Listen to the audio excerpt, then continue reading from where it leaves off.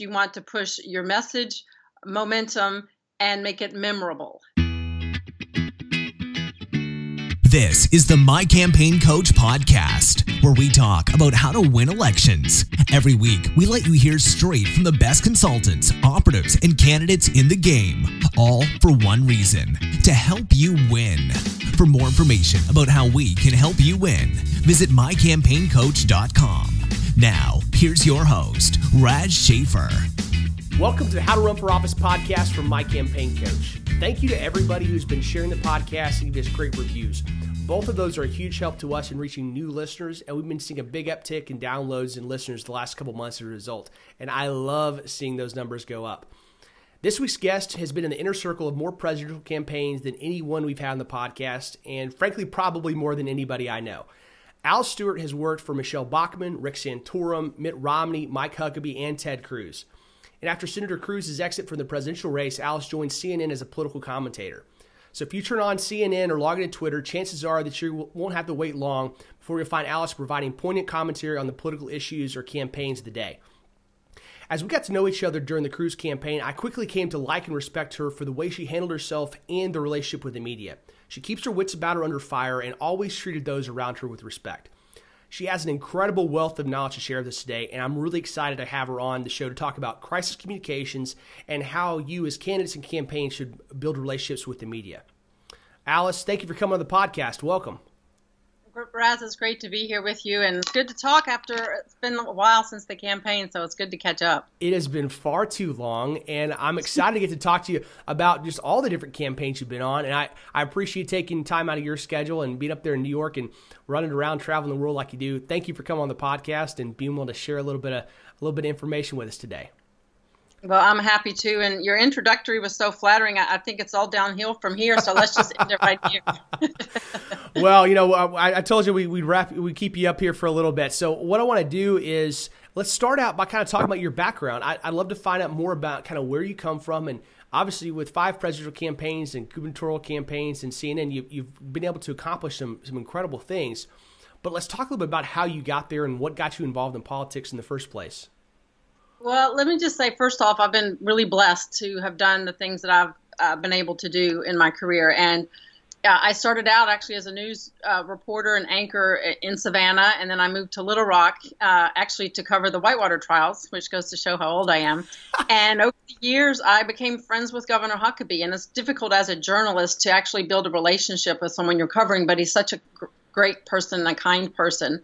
And it really started when he lost weight, and I recommended that he run a marathon, and he said I was crazy, and so I trained him for a marathon, and we got to be good friends. And it got to a point in my career, I was like, well, this politics thing sounds kind of interesting, and an opening came up in his governor's office, and I went to go work with him there, and one thing led to another. That was around 2006, and when he ran for president, I was blessed to get to be a part of the 2008 campaign.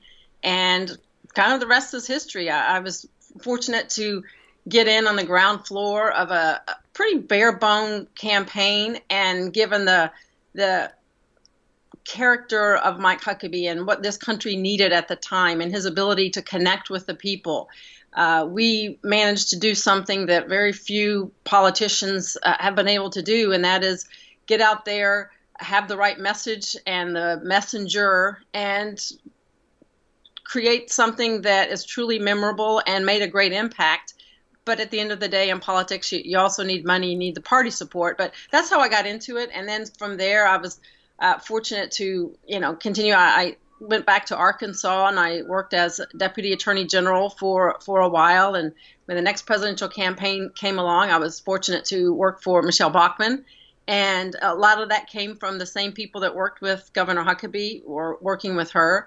And when she got out, I went to work for Senator Santorum, who's very similar message. I've been blessed to work with, strong social conservatives that support life and traditional families and faith and freedom, and thankfully God, guns, and grits oftentimes. Absolutely. Yeah, and then it just kind of progressed from there. I got, sort of out of politics a little bit, and had a radio show in Arkansas, and then this time I was fortunate. I worked with Huckabee to start off, and then I was brought on the Cruz campaign, which, I think was such a great blessing because, as you know, you don't find someone more committed to the Constitution and the rule of law, and certainly his faith and freedom. And he is someone that when he sets his mind to something, he's not going to get swayed by, fancy dinners in D.C. He is someone that when he makes a commitment, there's no wavering from it. And that was something great to work for someone like him, because you knew what he said today was what he would say tomorrow and the next day and the next day. And consistency is a rare thing in politics, because a lot of people, as you know, stick their finger in the wind. Whichever way the wind blows is where they go. And that was not Ted Cruz. Well, we've got a chance to talk to a lot of the other campaign alumni, and I've shared a lot about my experience. And I tell you what, my time with Ted Cruz is something that I treasure. I learned a lot from the guy and have and hope to in the future. And he's somebody that love him or hate him, and I've disagreed with him in the past, and I'm sure I will in the future. Whatever he's doing, he truly believes that it's the right thing to do. He's thought about it, he's considered the options, and he's taken the path that he believes is best for the country, not just himself or his bank account. And while I may not always agree with him, I do a lot. He's somebody that I have immense respect for, and I'm really passionate about helping more men and women of principle get involved in politics and win elected office. And that's a lot of why we're doing the podcast and why I do the campaign coaching. And I think that that's really what we have the biggest deficit of. It's not Republicans or Democrats. It's just good people that are willing to stand for something important. And if we're able to get more men and women who will do that, I think our country's going to be headed in a much better direction. Right. If I can just say this right now, what we were able to do on the campaign was one thing. We had a great team that worked together. In Houston, a lot of us oftentimes traveled on the road and had a phenomenal team under the leadership of Jeff Rowe. Of course, everything starts at the top with Senator Cruz.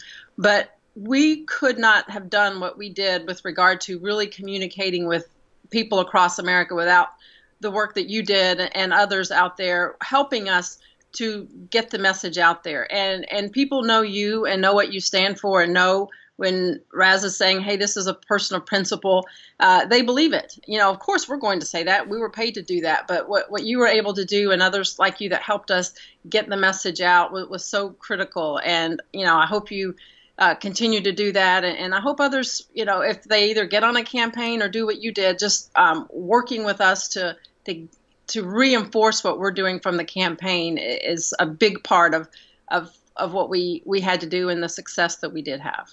Well, thank you, Alice. That's why we're doing what we're doing, and we want to see more and more good people getting elected to do great things. And that's I want guys, a couple things I want you to share today that are going to help them with that. And let's start out talking about you have background both being in the media, being on campaigns, being in and out of politics. Let's start out talking about how you build the right relationships and how candidates should view the media and start out building their media strategy. Because I think a lot of people look at it from the wrong way. They're either scared of the media or they're angry or assume that they're going to be covered badly, so they react in a overly defensive posture. So start talking about how you think they ought to view that media. Right. Well, I think that's such an important question given the current nature of politics with all of the media or many in the media being labeled as fake news. And there's the idea that don't believe anything that they say, unless, of course, they write something favorable.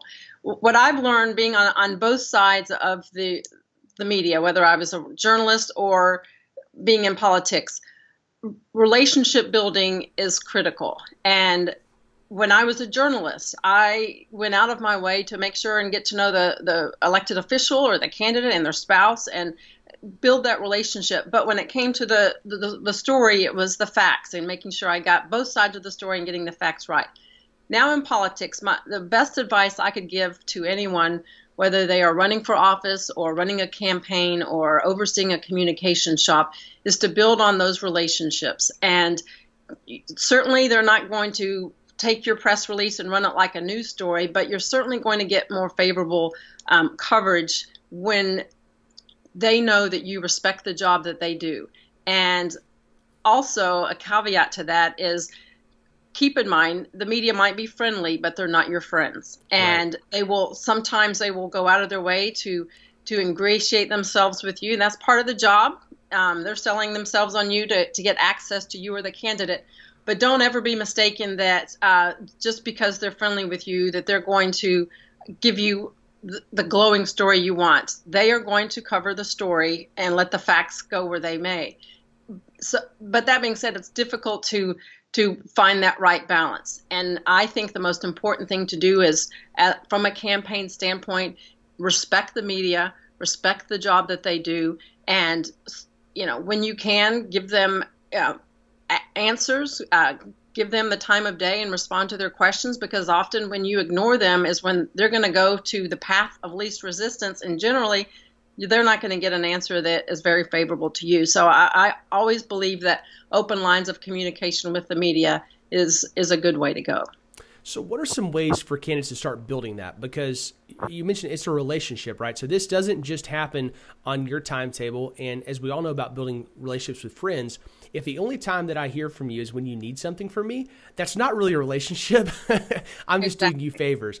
So we got to look at the media the same way. We got to be looking to help them. And the two of the guys that I've observed the most closely that do a great job of this are Ted Cruz and Rick Perry. And Kat Frazier, who had worked on both campaigns, we know very well. And both of those guys, when you see them off camera interacting with the media and talking with them, it's building a personal relationship, right? So they're not. It's not even all about politics, right? It's commiserating about the bad coffee that's been on the bus for the last 3 days, or it's talking about, hey, how'd your kid's soccer game go the other day that you didn't get to go to because you were covering us on the campaign trail? So how can these candidates start building that relationship and work in that direction? There's so many ways to do it. And as you say, Kat Frazier is phenomenal at her job. And sometimes that is finding a way for your candidate or elected official to maybe go have dinner with someone. You try to steer away from going to have drinks, but you go to dinner. What Rick Santorum would invite the media to go bowling with him. Governor Huckabee would invite them to a place where he's playing music sometimes. There's all kinds of different ways. Ted would we would have mixers at the hotel. When you're on the campaign trail with these people for 24 hours a day, 7 days a week, you need a little downtime. And they're constantly on edge because there's such competition in the media these days with the 24-hour news cycle. So they're always trying to get something the next person is not going to get. You have to have that time. Okay, off the record, let your hair down, let's just chat and get to know each other. And some of the best times, and I think the media was most appreciative, is when on the Cruz campaign, we would say, okay, we're getting into the hotel at 10 o'clock at night. Let's have a little mixer down in the hotel lobby for an hour. And of course, it would end up being 2 or 3. But you have to have that. Just like I said, whether it's getting together for coffee with the press or doing something that you enjoy doing. One time, Ted Cruz played foosball and invited the media to come and do that. But letting them see the candidate do something that's, natural and relaxing, it makes them more relatable to the media, and everyone's a little bit off, not quite as on the defensive when you're in a situation like that. I recently spoke at a conference in Canada about this notion about this wasn't the party in power right now. They're, when they run for re-election, they're hoping to be. And to the point you just said, if you never hear from someone and then all of a sudden they call you, you're like, okay, what kind of mess are you wanting me to clean up? And for that very reason, I said, now is the time you need to be building these relationships with them. You're not the party in power. You're not going to give them a story. But when you are, you're going to want them to be able to communicate your message. And they're like, well, they're not going to really want to be talking with me now. We don't have anything to give them. And I said, that is all the more reason you build these relationships now, because once you're in power, they're going to be on the defensive. So I think it's critical to keep that going. And as you say, that's the number one, danger sign for a reporter. When out of the blue someone calls, they realize that they're about to get spun, and they don't appreciate that. So relationships are critical. You're absolutely right. And watching Ted and Bruce play foosball with the reporters, oh my gosh, that was fun. And you're right, it gives them it personalizes them in a way that I think helps across the board. It helps build a relationship. I think it also helps because too often in politics, especially on the federal level, politicians become impersonal. But I think both the media that covers them as well as to the people that are watching and listening and trying to attract them. And it makes it all the easier to hate them, to assume wrong motives, to not listen and not care who they are. And once you personalize somebody, it's like the first rule. If you're ever taken hostage, you want to start talking about yourself to the captor, right? You want to personalize it, make it harder for them to hurt you. Well, personalize yourself in politics is as important. You want to do that.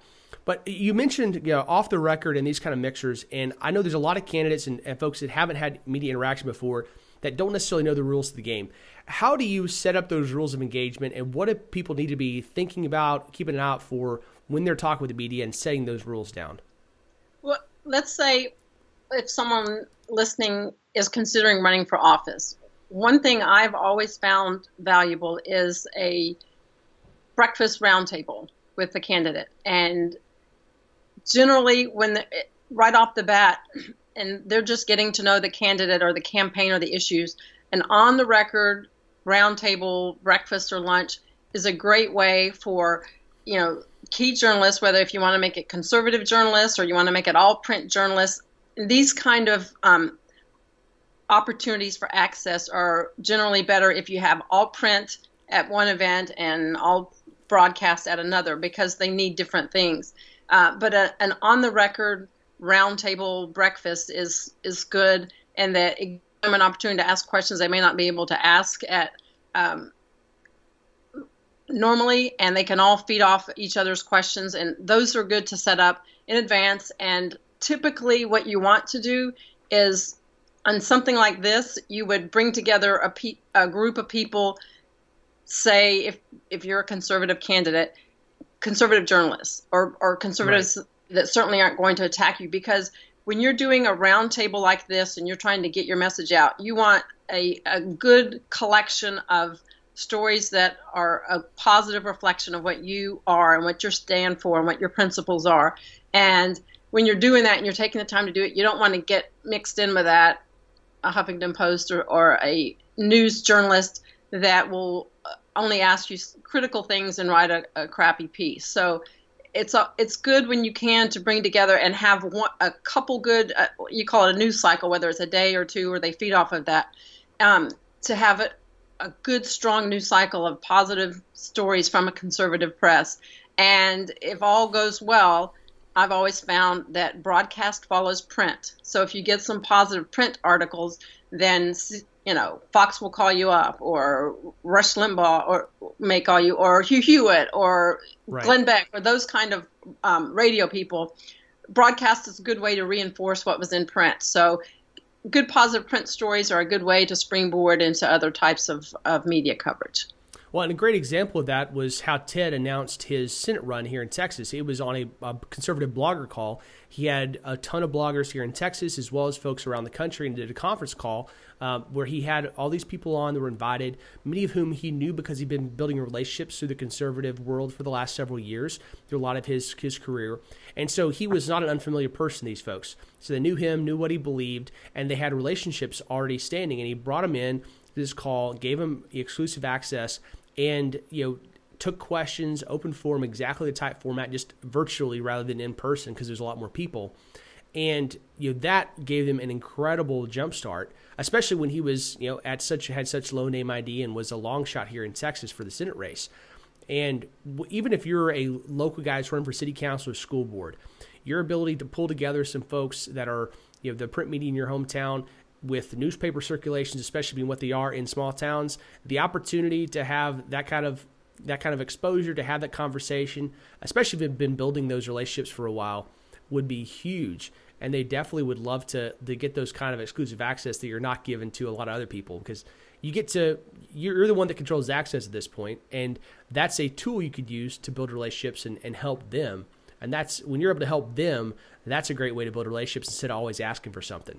Absolutely. And I think where someone is running for city council or a county commissioner or state rep or whatever they're running for, if they're running for Senate or president, I am a strong believer in local press. And when you're running for president, all the attention goes to national television, Fox News, CNN, MSNBC, the New York Times, and that gets a lot of eyes. But as you know, presidential races are state by state, county by county, town by town, street by street. So what we tried to do on every presidential campaign, you really focus on the local media and building relationships with them.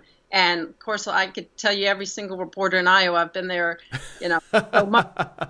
But that's key, and getting to know those local reporters. And as you say, Ted, knowing all those bloggers. Right. I was impressed with the CNN had a town hall with Paul Ryan, and they talked about all kinds of issues. But one of the CNN producers noted on Twitter that they were impressed that CNN picked the audience, CNN picked the questions, but Paul Ryan knew everybody in the audience. Right. And that was a good example of the fact that he knew a lot of people. Obviously, he's been an elected official in Wisconsin for quite some time, but he clearly had a good rapport and relationship with those people.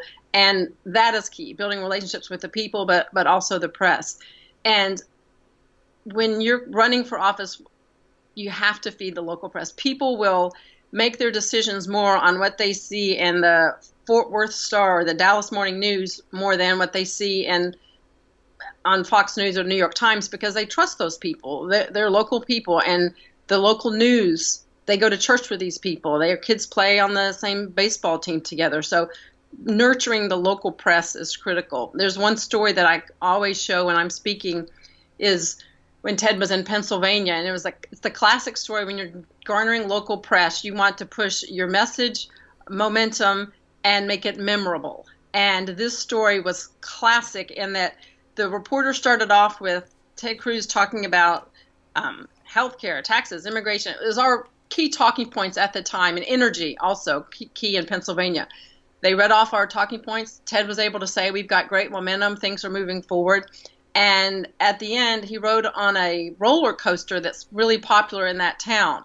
So it made it memorable. So he and he took the time to speak one-on-one with this local reporter, and he got a really nice story because he took the time to speak with them. And Kat was great at it, and we would work really well together with regard to finding out who the key political reporters are in these towns and making sure there was some access, because that's the best way to, as I said, get the message, tout your momentum, because we had some at that time, and find something to make it memorable. In Iowa, you go pet the butter cow. In Wisconsin, you eat cheese, which no one ever had a problem with that. But just do something that's local to them that will make sure that people remember it and realize, hey, this guy's one of us. Yeah, it really helps personalize who you are, and it shows you care about them. And Mark Campbell from working on the presidential, and one of the stories he shared about an old experience he had in Iowa, he talks a lot about, is he was sitting about 2 or 3 in the morning at some diner on the interstate in Iowa, and I was reading a newspaper about some kind of political scandal, and this diner waitress walks up to him and says, "Damn it, I just want to vote for somebody who's like me, who shares my values, is smarter than me, but doesn't act like it." And the listeners know that story well, because I talk about just about everyone, because it crystallizes so well what you want to build, the kind of rapport you want to build with your people.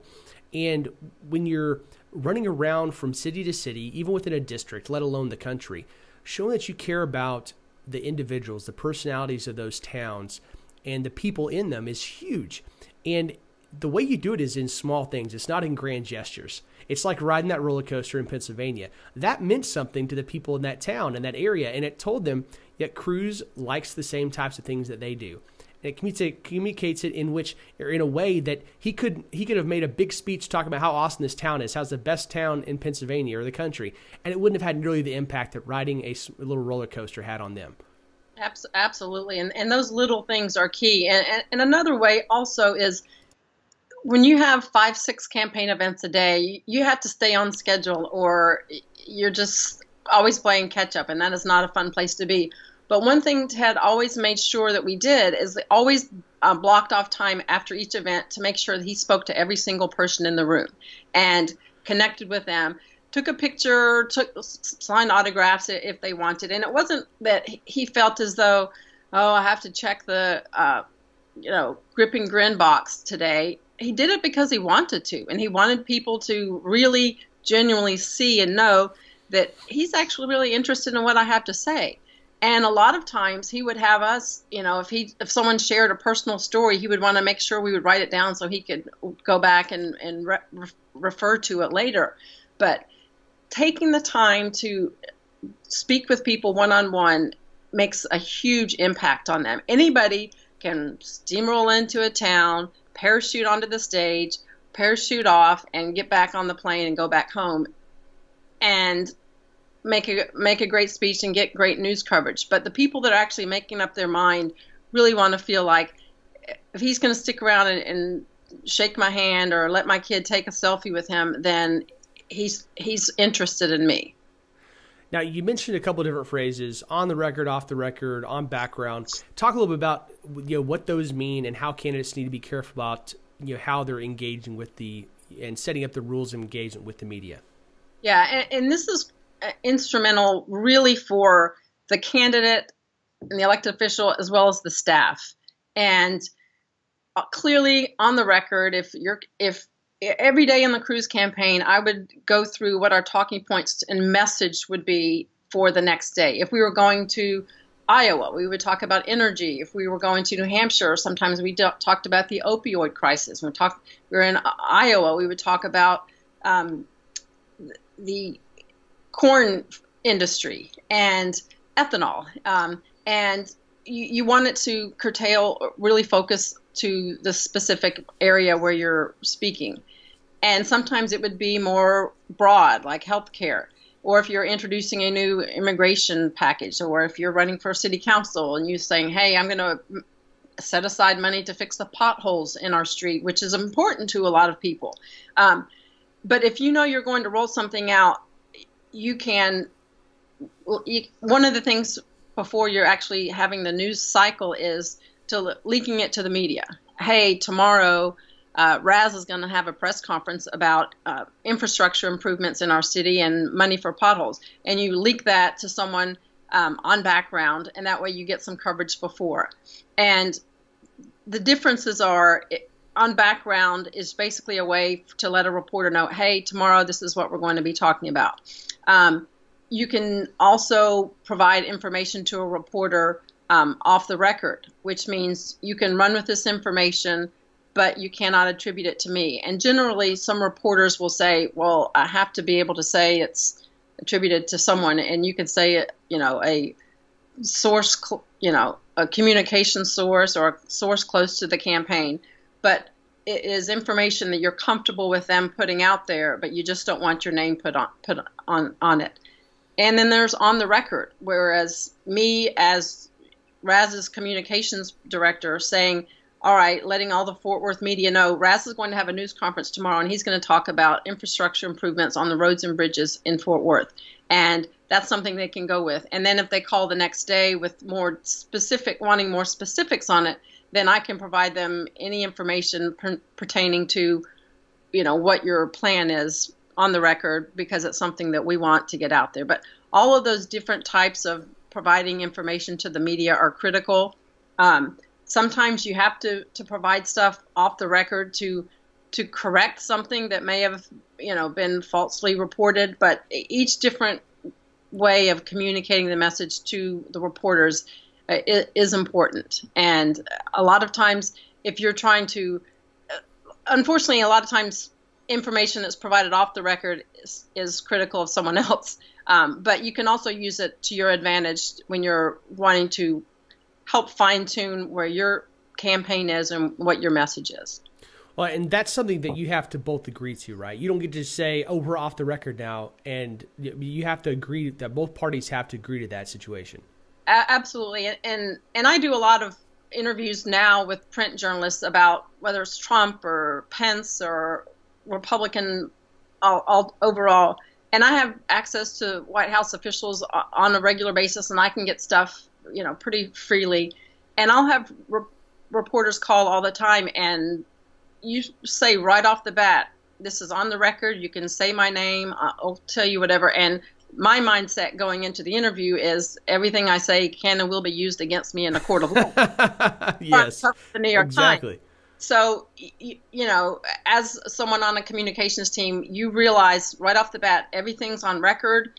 use my name, and this is what the campaign overall has agreed to, the information we've agreed to get out.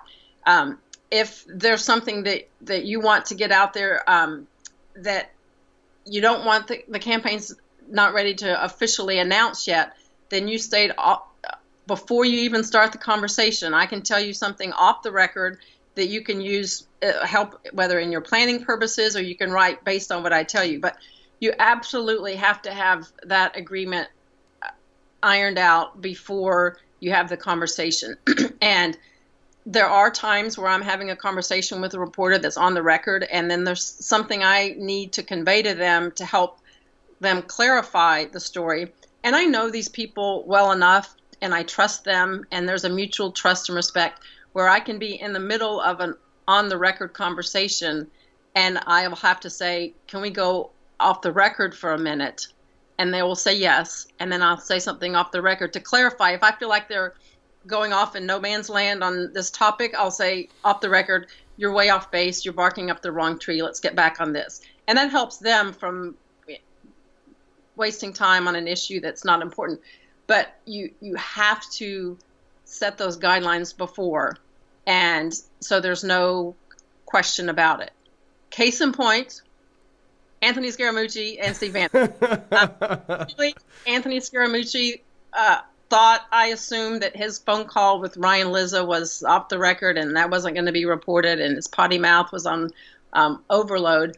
And Ryan's a journalist, and you don't call a journalist and talk about all that stuff and not expect it to be on the record. Steve Bannon's call with the American Prospect, he was calling a left-leaning outlet, and he did the story. And I talked to Steve actually about it later, and he said, I knew darn good and well what I was doing. But, yeah. But that's one of those situations where you don't have a conversation with a journalist like that without these guidelines. Same goes with when you're tied up and you can't get on the phone and you're in an email conversation with someone, they're emailing you questions. You don't sit there and give away the Kentucky Fried Chicken recipe and then follow up with an email and say, that's off the record, right? Yeah, no. It doesn't work that way. No, you have to set the guidelines before. And like I said, if it's a reporter I don't know, I wouldn't do it. But if it's one that I know and they're on a timeline and I can't get on the phone, I'll say, look, I can share something, off the record or on background. And I wait until I get the written confirmation back before I share it. Because, like I said, these people and you trust them, but it's more of a CYA exercise than anything else, because you don't want, if something gets out there with your name attached that's not supposed to be out there yet, you don't want your boss coming down on you. And that's one thing. As a comm shop, you get together, every morning we would have our calls and go over the message, and sometimes we would want someone to, hey, share this with a blogger or share this with a conservative print person or a radio person. But you have all of that coordinated beforehand, and you don't let people go rogue and start disseminating information that's not approved as part of the plan. Well, and just because you agree on the ground rules does not mean you totally let down your guard, right? Absolutely. I mean, you have to think, and you can sort of tell by the general line of questioning where they're going with this. And that's why you go into every call. I rarely will call someone back or take a call if I don't already know what the topic is, because I'm not going to be prepared to answer the question. So generally, if someone will say, hey, I need to talk to you, do you have a few minutes? I will generally say, what's the topic? Let me get back with you. And at that point, the team will get together. So-and-so wants to talk about this issue. What are we going to say? What is on background? And you go into a call knowing, or you should anyway, go into any call with a journalist knowing what information you want out there, and making sure that in your head what the communications team is ready to report and not report. And you don't get yourself in a situation where you're wondering, well, am I supposed to say that? I'm not sure. Going into any call or interview with a reporter, what the campaign wants to say and not say. Well, and because you've been tracking the information that's flowing out there, you already know a lot about what this reporter, what they've been writing about y'all, what they've been talking about as far as the race. So you know the general bent they're coming from. You know what they've been writing about other people and about you and your boss. So when you're going into it, you set the ground rules. You know the background from having viewed the other things they're tweeting and writing and saying about the situation. And so you have a good idea of the playing field. And so then that comes back to being deliberate and having a communications game plan.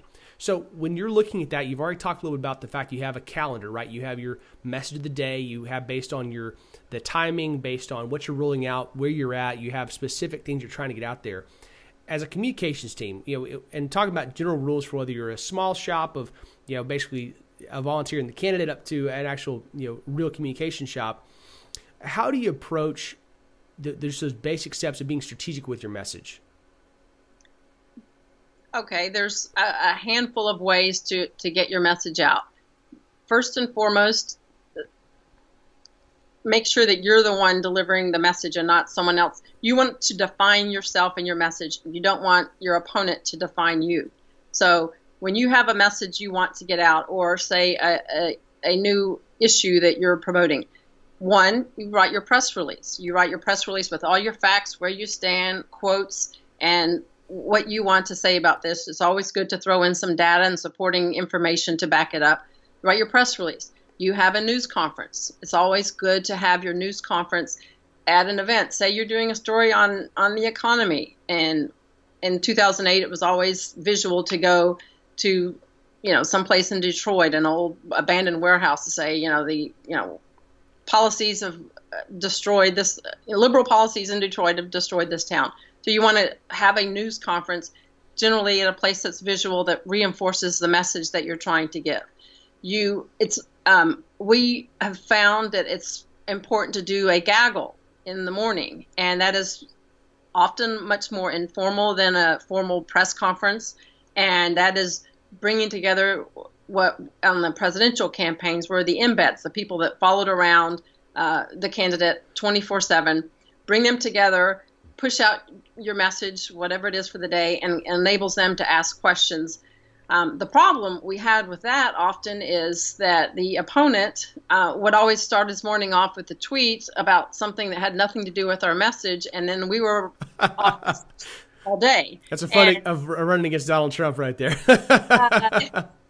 So, we could have, the most well-organized, planned out visual message of the day, and we're off talking about, did Ted Cruz's father assassinate JFK? And those are the kind of things sometimes that a little frustrating. Yeah, I imagine. But the key is, and you also want to do, public events. Sometimes it's just going out and having a speech and giving your message in a public forum. But all of these things, from the press release to the gaggle to a public event, to also pushing your message on social media and also using phone calls to drive the message home. You have that down to a well-oiled machine, but at the same time, you have to be flexible and be able to respond to incoming fire. And there are so many times when we'd have something really positive and strong that was really pertinent to a local town, and it got no traction because we're responding to some nonsense that was coming in from another direction. And you just have to be prepared to handle that. Well, and this is a really good pivot for our conversation to talk about kind of the crisis communication side. And in all the different campaigns you've worked with, from Rick Scott to Santorum to Huckabee to Cruz, you've seen a lot of situations. A lot of times things go like you want it. They go as planned. And you have other days that it doesn't. Sometimes because of unforced errors by the campaign. Sometimes because somebody sends out a tweet that hijacks your message for the day. There's a lot of different opportunities. Sometimes it can be from a staffer that does something they shouldn't have. Talk a little bit about, any stories you can share about what those look like, and then how, from the campaign side, how do you handle that? Because it's not just a quick reaction necessarily. There is a speed that has to be in play, an urgency, but you're not just going off the cuff. Everything you have to do in those situations is deliberate. So how do you balance those two, and what are some of those general rules you think people should have in the back of their mind when they're talking about crisis communications? with regard to crisis communication, obviously, rapid response is the best response. And you have to keep in mind, whether it's via Twitter or someone makes a public statement, in this day and age of everything you say and do on a campaign is picked up in some way, shape, or form. And you're asked about it before you even hear it from another camp oftentimes. And it's critical, don't let lies lie. If someone's saying something that's factually incorrect about you, do not let it sit out there. If they're trying to distort your record or something you have said, don't let it stay out there. And Mark Twain said a lie can travel halfway around the world before the truth puts its shoes on. And he knew that, and this was well before Twitter. So it's important to respond to something, and sometimes this is a product of Oppo research that has dug up stuff on your past, and it is, granted, it might be factually accurate, but it's something that you need to respond to and put it into the correct perspective. And it's important to be prepared for these types of incoming fire and respond rapidly, respond directly to the issue at hand. If they're saying that you as a candidate are not fiscally responsible, then you have 10 bullet points on how you are fiscally responsible. And you do it in all forms. If someone tweets something attacking you, you respond on Twitter. You also put out a statement, and you try to nip it in the bud from the very beginning. Oftentimes, once it's corrected, generally you put it to bed and move on. But sometimes it begins to take on a life of its own, and then you turn a one-day story into a 3-day story. But you have to gauge that as it happens.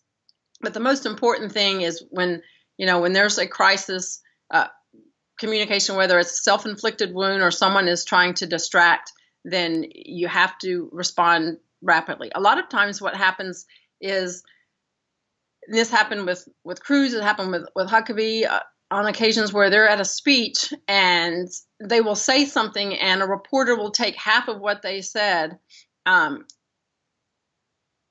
For example, they will say something and the first part of the sentence is hypothetical, and then they back it up with, but I would absolutely positively never stand for that. Well, a reporter will tweet the first half of the story, which is kind of a hypothetical, as fact, and that becomes the tweet heard around the world, and everyone's reporting it as fact. And then you go right to them and say, look, this is not what he said. And they'll go, oh, I'll just delete it. Well, by then, it's become a headline on Drudge for 3 hours. And that's where you have to have people like Josh Perry and like Brian Phillips, who are watching Twitter constantly and watching all these news feeds and the different reporters that post things quickly.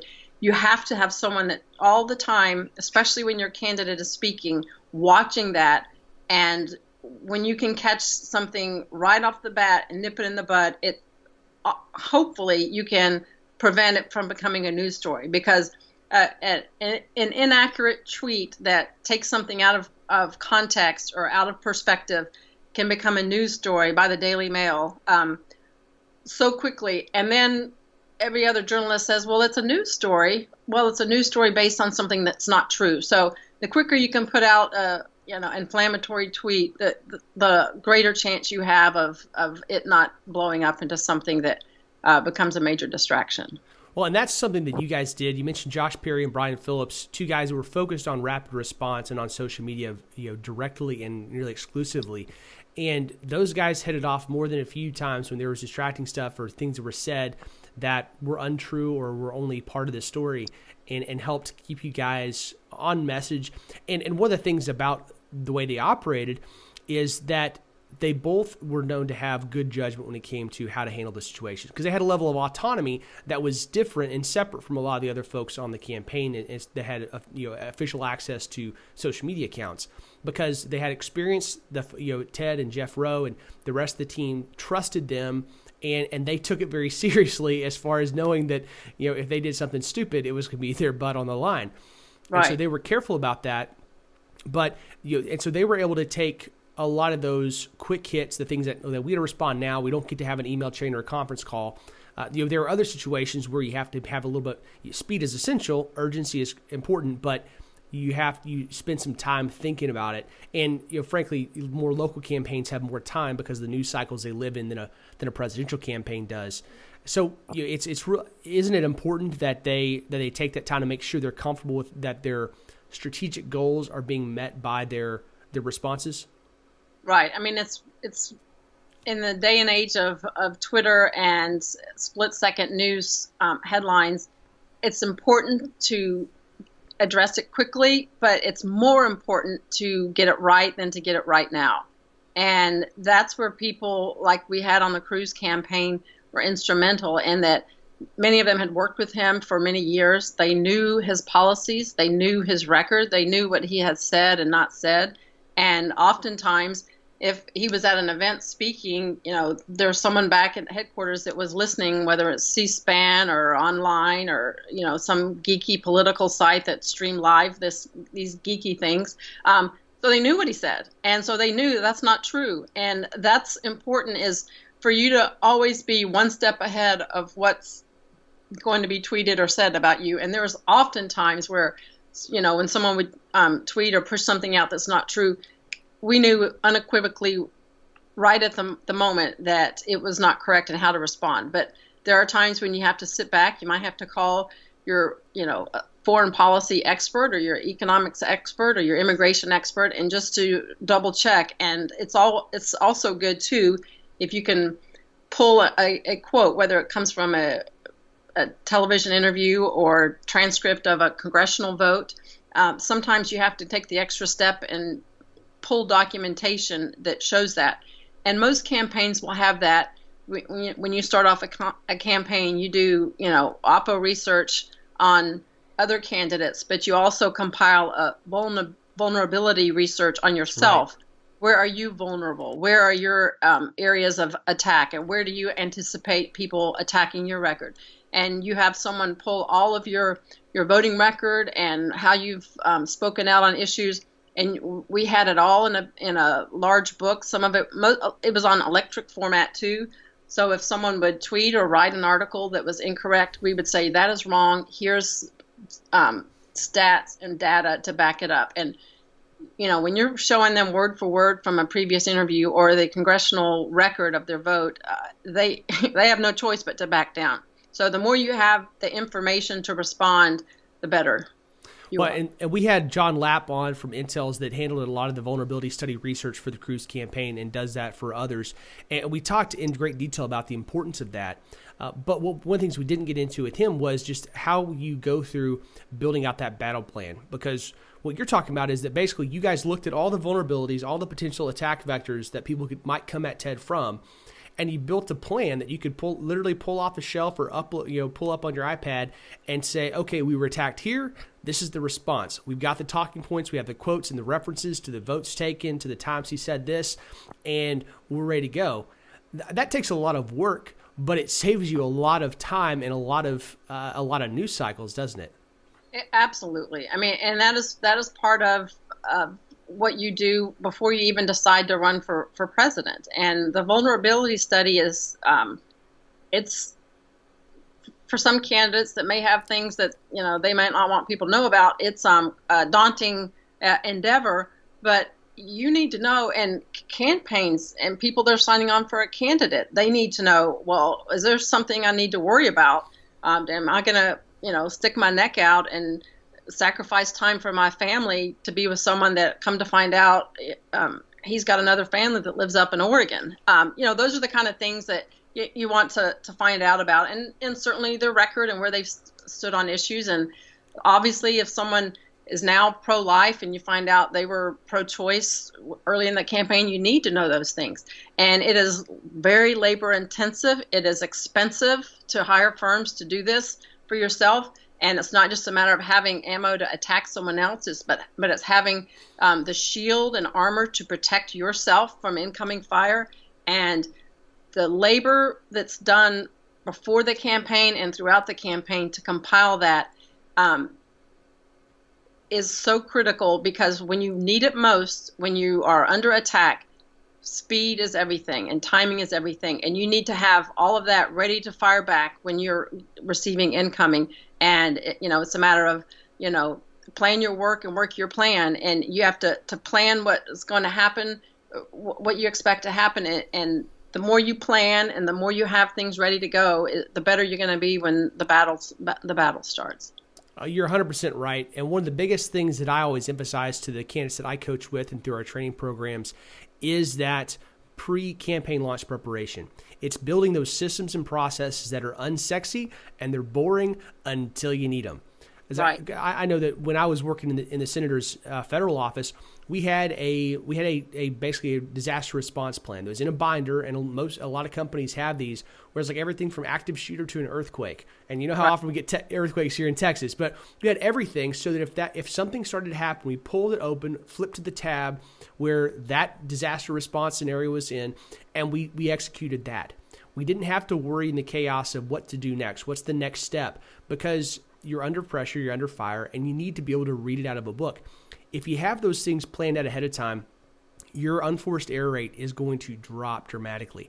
And your effectiveness in responding with speed and efficiency, both of which are critical, is going to be very, very high.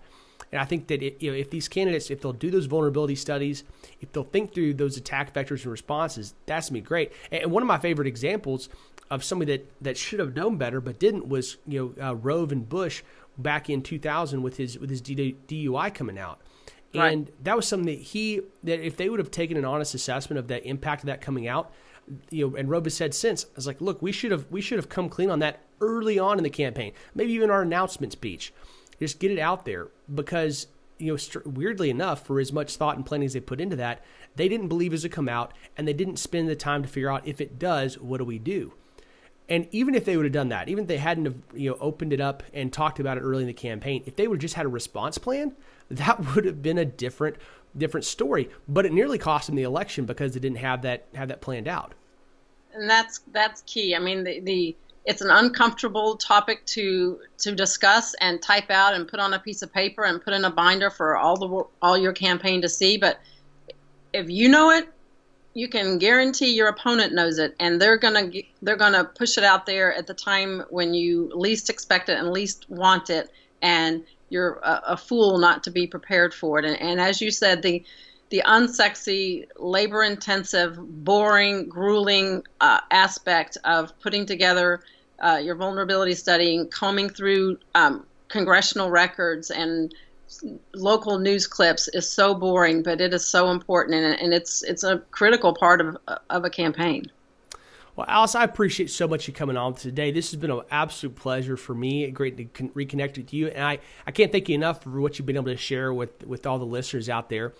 Guys, if you've been enjoying what we're doing on the podcast, please make sure you subscribe, and we'd love to have you share a review with us. That helps us get the word out to more people and get more awesome people like Alice to come on the show every week, and so I get to meet them and you get to hear from them. We'll have all the information about how you get a hold of Alice on the show notes. You can look her up on Twitter at Alice Tweet is her handle, and she's always very active on there, and is kind enough to tweet back at a lot of folks and retweet a lot of things that I put out there. So I appreciate that. Alice, do you have any final words of wisdom for us? No, I think it's critical to, as I said, what we talked about is so important. Do the boring research on yourself and others before. Follow all the P's and Q's of getting your message out there. Keep it simple, stupid. You don't want to talk over people. You want to keep it at a level where everyone can understand. And one example of sometimes it's not what you say, it's what you do. And in the Santorum campaign, he got a bad rap for being harsh and cutaways on the debates. He wasn't smiling, and people thought he was Mr. Tough Guy and not sensitive. And one thing changed that overnight, and that is wearing a vest at a debate, at an event. And he became those little sweater vests. Guy, and he became likable and personable just by that one little thing. So I think from a communication standpoint, it's not often what you say, but how you say it, but it's also how you deliver your message, and the optics of things can make a big difference. So visually and vocally, you can communicate your message, and it's just a matter of connecting with people. That's awesome. Well, thank you, Alice, for coming on. I really appreciate it. All you guys that are listening, thank you all very much for tuning in for another week of the How to Run for Office podcast.